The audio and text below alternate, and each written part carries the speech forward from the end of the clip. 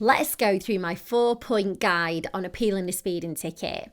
It's very hard to get out of paying a speeding ticket, and I have to warn you that you'll need sufficient evidence to back up an appeal.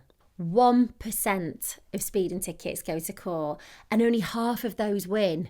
So it isn't impossible. When you're landed with your notice of intended prosecution, you've got 28 days to fill out the form that's attached, telling the police who was driving at the time. It's a legal requirement and you could face prosecution if you fail to send it back in time.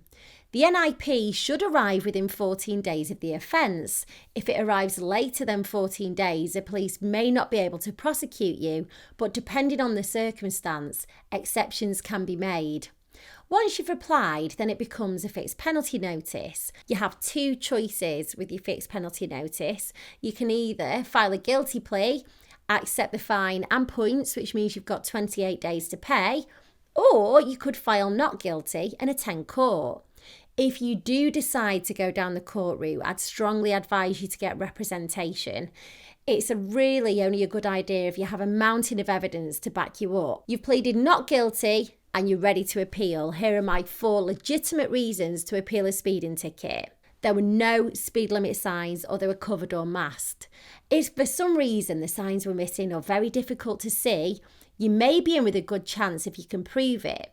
Make sure you take plenty of photos to gather as much information as you possibly can.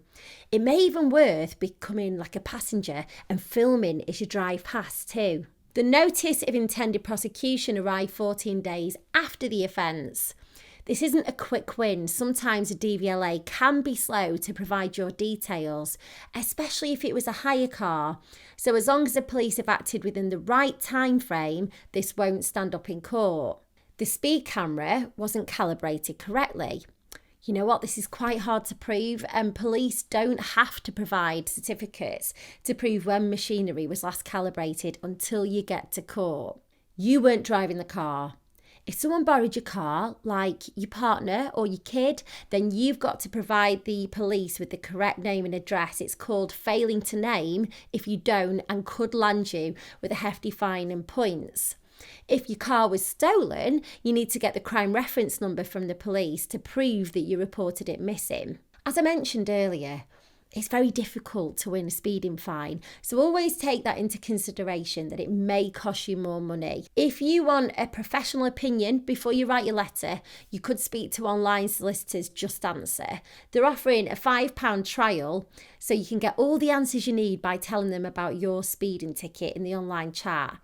It may save you a lot of money and time if your appeal isn't likely to be successful. I'll leave a link in the description, and if you use it, you'll be supporting my channel, so thank you.